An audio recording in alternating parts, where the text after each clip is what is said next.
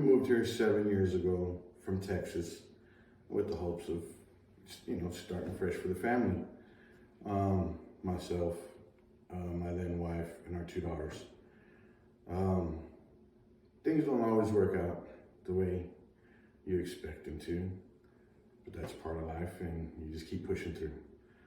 I was served papers for a no-faults divorce, and that's kind of when the beginning of this whole crazy journey started.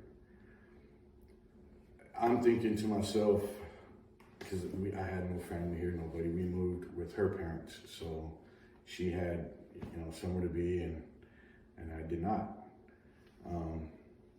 There was a few nights I slept in the car, and we moved here in 2017, and this was right around the time there was like the worst snowstorm here in like 30 years, so it was super cold and uncomfortable. But I told myself I had to stick around and not go to Texas. My daughters were very young at the time, and if I had done that, they wouldn't have really had any memory of me. Ended up going to court, scrounged up some money, paid for a lawyer to represent me, to try to get, treated as fairly as possible when it came to my daughters. It didn't go so well. I was initially, the judge had me paying $1,700 a month on with 2 jobs. I had to pick up a part-time job. I was making maybe $2,300 or $2,400 a month, so that didn't leave me with very much at all. Then of course you got, I think, a 5% fee through the courts, and then a third-party app that I had to pay through.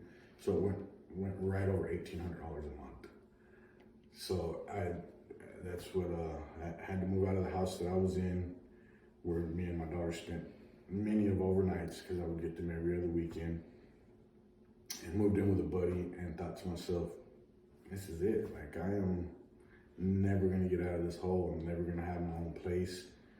I'm gonna have to work 2 and 3 jobs from here on out just to make it. At mediation, we ended up coming down a little bit, and we agreed on $1,400 a month. A little bit better, wasn't what I expected, but I was running out of money. I was exhausting everything I had. So a majority of that was for daycare, because the girls were so young. After our oldest started school, and my ex-wife became pregnant and became a stay-at-home mom, there was no need for daycare at all. The youngest one stayed with mom at home.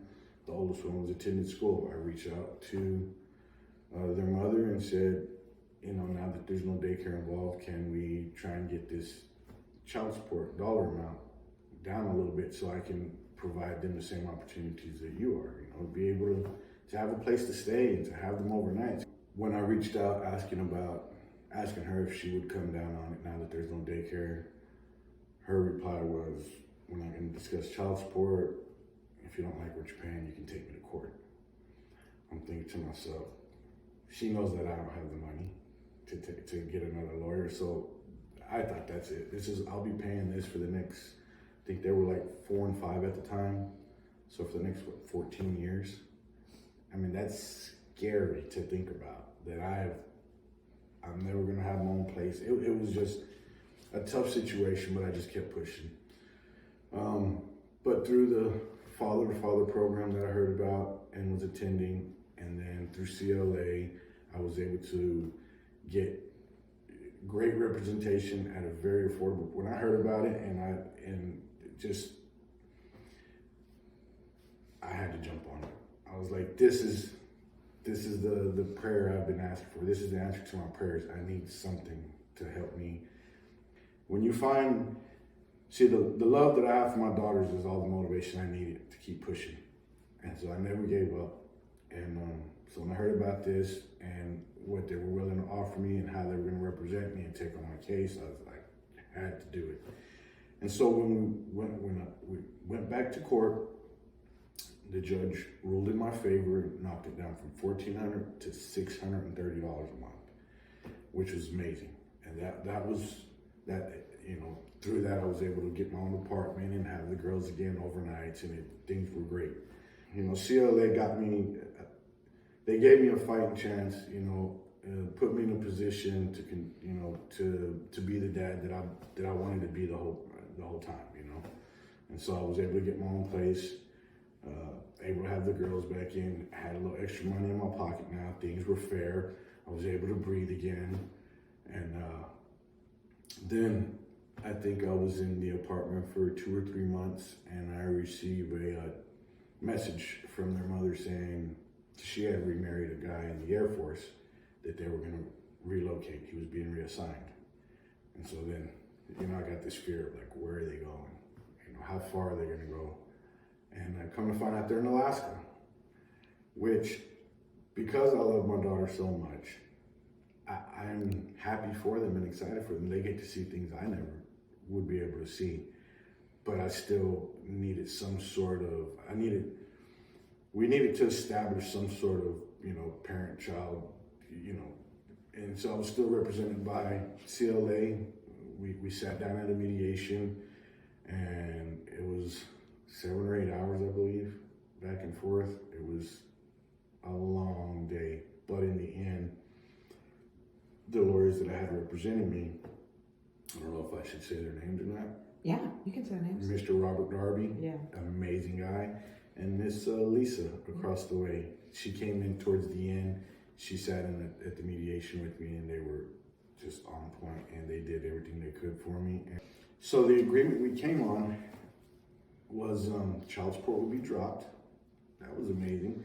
Didn't actually find that as a win, because it's never been about the money for me. I would rather have continued paying child support and get to pick my girls up every other weekend than have child support, completely dropped and see them maybe 2 or 3 times a year, realistically. And then you still alternate the holidays, and I could still see them during the summer, 2 weeks during the summer, or 1 week, any other visit throughout the year. So it was a really good deal overall, considering how things were playing out.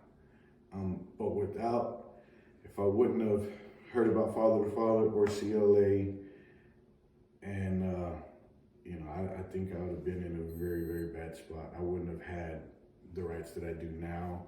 It would have been very difficult for me to visit. It would just the thought of it is pretty scary.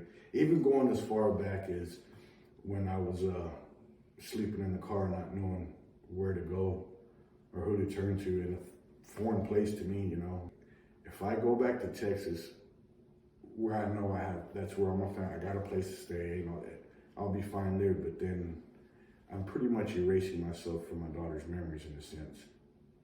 And I wasn't going to do that. And no matter how difficult the situation was at the time and how scary it was, it was a long, very interesting and difficult road. I had to endure a lot. And I feel like I got pretty beat down during the process, but like I said, the love that I have for my daughters is all the motivation I needed to keep going. And through, Father to Father and through CLA, they helped pick me back up and put me back in there and say, don't give up, we got you. And it was amazing. I mean, just the way everything came out. Yeah, it couldn't have been better.